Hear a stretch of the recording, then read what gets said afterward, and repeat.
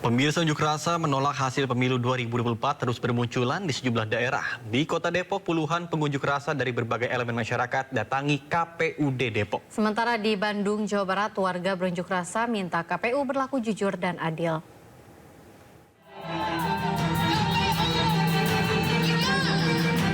Dengan berjalan kaki, puluhan pengunjuk rasa dari berbagai elemen masyarakat ini mendatangi kantor KPU Depok di Jalan Margonda Raya, Kota Depok, Jawa Barat. Massa membawa spanduk dan poster yang menolak hasil pemilu 2024 lantaran banyak kecurangan. Massa menyebut unjuk rasa ini digelar lantaran KPUD Kota Depok dinilai tidak netral dalam pelaksanaan pemilu. Sementara itu di Bandung, Jawa Barat, puluhan orang yang mengatasnamakan Gerakan Umat Melawan atau GAUM Jawa Barat melakukan aksi unjuk rasa di KPU Jawa Barat di Jalan Garut, Kota Bandung. Para pengunjuk rasa menyebut pemilu pemilihan presiden diduga syarat dengan kecurangan yang bersifat terstruktur, sistematis, dan masif. Massa juga menyoroti kekacauan penghitungan suara. Menanggapi aksi demo, pihak KPU Jawa Barat mengatakan pihaknya sangat terbuka dalam rekapitulasi suara. Kami menganggap ini adalah bentuk aspirasi yang harus kami terima karena hari ini kan proses salah satu dari prinsip pemilu itu kan terbuka ya. Jadi kami juga sangat menerima ketika ada aspirasi. Kami juga harus menjelaskan hari ini proses pemilu belum selesai, masih rekapitulasi di tingkatan kecamatan.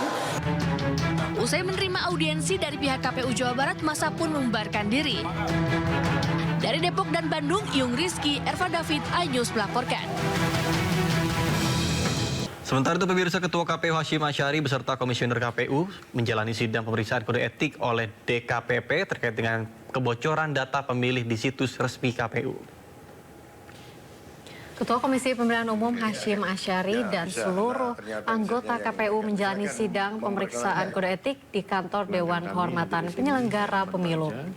Sidang pemeriksaan ini berkaitan dengan kebocoran data pemilih tetap di website resmi KPU dengan terlapor Ketua KPU beserta jajarannya. Agenda sidang hari ini mendengarkan keterangan saksi ahli dari BSSN yang menyampaikan kronologis dugaan kebocoran data pemilih di situs KPU.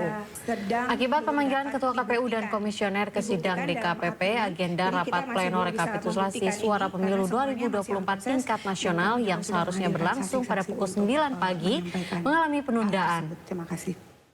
Yang satunya terdiri atas pemutahiran data pemilih dan penetapan daftar pemilih sementara. Pemirsa, relawan Pejuang Amin dan relawan Ganjar Mahfud atau GAMA menggelar silaturahmi dan dialog bersama. Kedua basis relawan tersebut juga mendeklarasikan pernyataan sikap atas kecurangan pemilu 2024. Sikap bersama relawan pendukung Capres-Cawapres 01 dan Capres-Cawapres 03. 1. Menolak cara-cara curang pemilu 2024 yang dilakukan oleh oknum rezim yang melibatkan penyelenggara pemilu. 2.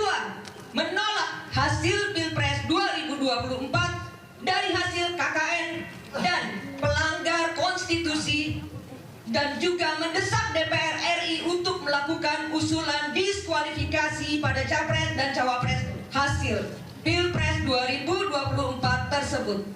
3. Mendesak dengan segera kepada DPR RI untuk melakukan hak angket, memanggil Presiden Joko Widodo untuk segera diperiksa. 4. Demi kebaikan bangsa dan negara, kami perwakilan berjuta pendukung baik dari 01 dan 03 mendesak DPR RI untuk melakukan pemakzulan kepada Presiden Jokowi atas tindakan tidak netral dalam Pilpres 2024. 5. Mendesak kepada DPR untuk memanggil dan memeriksa semua komisioner KPU yang terlibat pada pemilu curang. 6. Mendukung Dewan Perwakilan Rakyat untuk melakukan proses tahapan pemilu putaran kedua yang diikuti oleh pasangan 01 dan 03. Sementara itu, pemirsa, Partai Perindo mendesak sistem penghitungan suara pemilu 2024 segera diaudit untuk membuktikan ada atau tidaknya kecurangan. Audit diminta karena adanya kecurigaan banyaknya suara yang hilang. Tentu kita menuntut agar ada audit secara forensik yang telah yang harus dilakukan oleh lembaga independen sehingga publik merasa diberikan kepercayaan kembali. Publik merasa trust dengan apa yang ada hari ini. Tetapi kalau itu tidak dilakukan, maka kita tahu bahwa pemilu ini memang acak-adul, murat-marit, sepertinya tidak ada tatanan.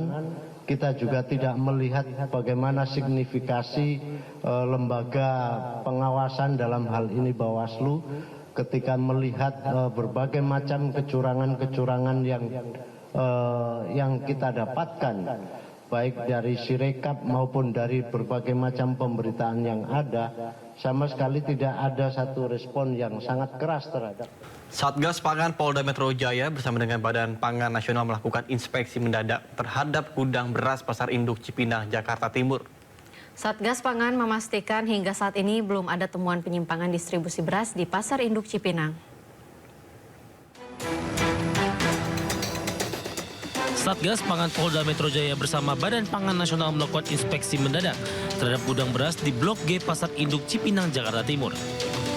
Satgas Pangan Ditreskrimsus Polda Metro Jaya AKBP Victor Inciriwang mengatakan berdasarkan hasil pengawasan pihaknya, hingga saat ini belum ada temuan penyimpangan distribusi beras di Pasar Induk Cipinang.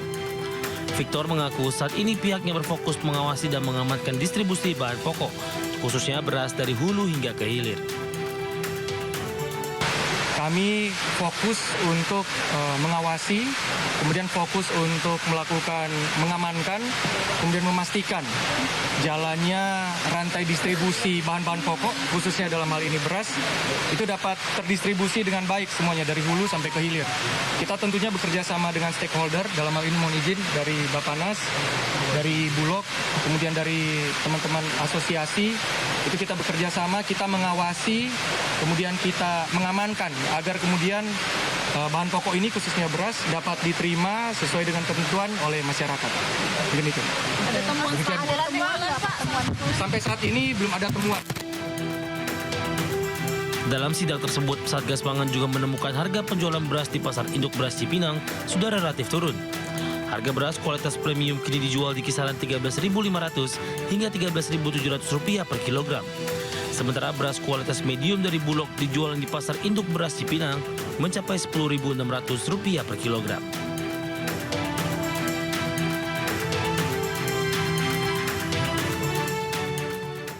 Otoritas Ibu Kota Nusantara dan Otoritas Ibu Kota Australia menandatangani nota kesepakatan tentang kerjasama antara Canberra dengan Ibu Kota Baru Indonesia Nusantara. Penandatanganan MOU ini meliputi pembangunan, promosi, dan menumbuhkan kerjasama yang saling menguntungkan bagi kedua pihak. Otorita Ibu Kota Nusantara dan Otorita Ibu Kota Australia menandatangani nota kesepahaman atau Memorandum of Understanding tentang kerjasama antara Ibu Kota Australia Canberra dan Ibu Kota Baru Indonesia Nusantara. MOU tersebut ditandatangani Kepala OIKN Bambang Susantono di Kedutaan Besar Australia Jakarta dan Chief Executive Officer NCA Sally Barnes di Canberra. Dalam keterangan resminya, Kepala Otorita IKN Bambang Susantono mengatakan kerjasama yang dilakukan OIKN dan NCA ini meliputi pembangunan, promosi, dan menumbuhkan kerjasama yang saling menguntungkan oleh kedua pihak. Menurut Bambang, Canberra dengan perencanaan dan manajemen urban mampu menjadi mitra pembangunan bagi Nusantara, sementara Otorita Ibu Kota Australia mengaku antusias dengan kerjasama yang dilakukan dengan Otorita Ibu Kota Nusantara. Pembangunan IKN yang berkonsep berkelanjutan dan hijau menjadi daya tarik di abad ke-21.